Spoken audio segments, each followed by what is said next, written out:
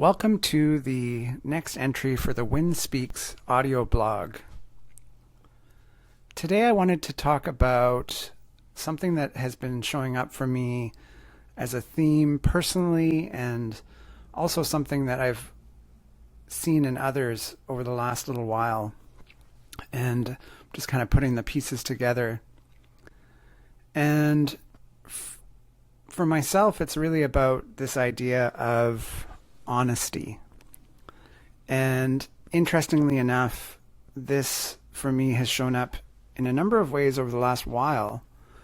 And one was when I was doing a podcast with a fellow who works with the gene keys, and we talked about a gene key that I have in my profile, and the shadow of that is dishonesty.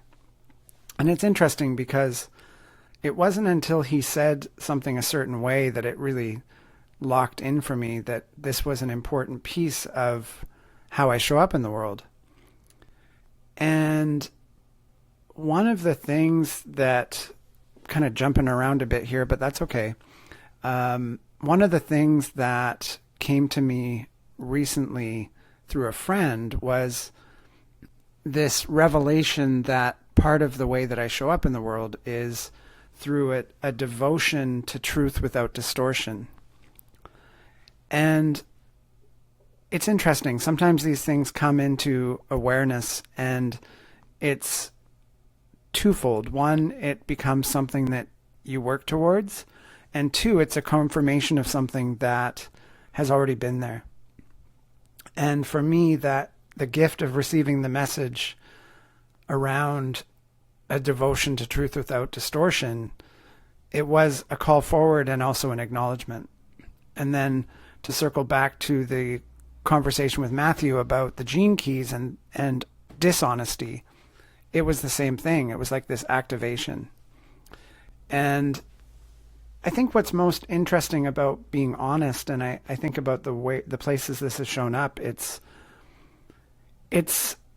really this like game changer, because when we're not speaking our truth, when we're not sharing the correct energy and not informing others of what's really going on, then we're all living in the mystery. I think there was someone I used to work with, and he always used to say, like, if you don't tell your story, then people will create your story for you. They'll create the story of who you are. And I always thought that was really, really powerful. And that's part of being honest. It's like sharing, this is my experience. This is what's going on for me. And at the same time, I have to say, it's like, if I think about my own history, there's a lot of fear. There's a lot of concern about what's the cost going to be of sharing my truth? What is going to happen if I am honest? And when I take that into other areas of my life, like some of the work that I do, what's going to happen if I'm brutally honest with a client? What's going to happen if I'm brutally honest in a group workshop that I'm doing? And I'll be honest and say that those things are edgy for me. It's an edge that I continue to have to work on because of the stored experiences that I carry that have resulted in people walking away or rejecting me. And it's hard.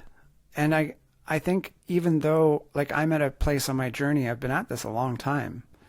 And I think what's really cool about getting challenged around these things and putting something out there and then having a test of like, oh, okay, you're all about devotion to truth, but are you going to share your truth?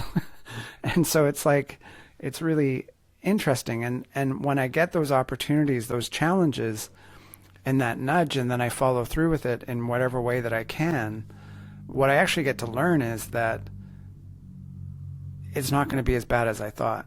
And often the end result is so much better than I could have imagined, because of being honest and because of being open. And another word for it is vulnerability. Another word is authenticity. But literally it comes down to speaking our truth. And when we speak our truth and share our perspective, what happens is it opens the door for other outcomes. And this is where, to shift into the Gene Keys language, there's these frequency bands, and I mentioned the shadow is dishonesty, but the gift that emerges when we shift dishonesty into honesty is this gift of intimacy. And intimacy, there's this expression which is the breaking down of intimacy into me you see, into me you see. And so by being honest and being vulnerable, it's like the people around us get to see something they otherwise wouldn't have seen. Even though we can feel and sense what's not being said. We can feel and sense someone's energy is off, or we can feel and sense that they're behaving in a certain way that does reveal the truth anyway.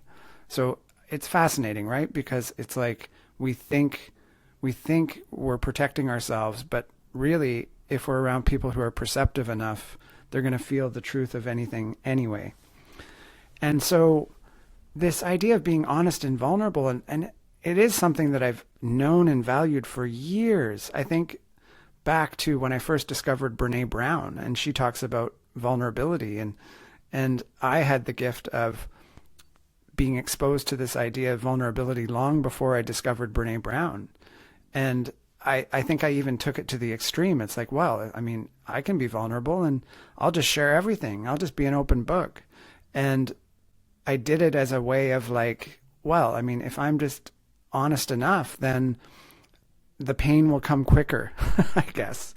And it ended up being sort of a detriment, because I don't know that everything has to be shared. I think there are things that are sacred, experiences that we've been through that we don't necessarily need to reveal when we've done our work around it. It's like, it just doesn't serve anyone to be that honest. And so I think back in the day when I was being extremely honest, it was really a test of like, oh, if I share with you this truth, will you still be there? Will you walk away? And so it was like a preemptive kind of way of being.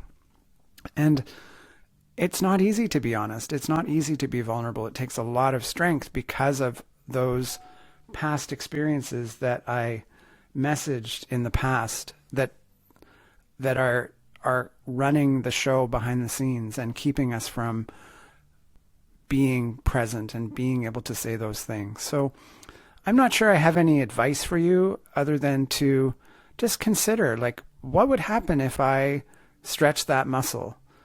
And I think the first place to start is being honest with ourselves. When we're honest with ourselves, then it becomes easier to be honest with others. And I really believe and have experienced that there's a deeper connection that can come from risking vulnerability and from risking authenticity and from risking being honest with others. So that's my contemplation for this week. I'll leave it with you. And as always, I would love to hear any thoughts that you have. Just reply to the email that this is in, or send me a message. And I hope you have a great week, and I look forward to sharing with you again next time. Bye for now.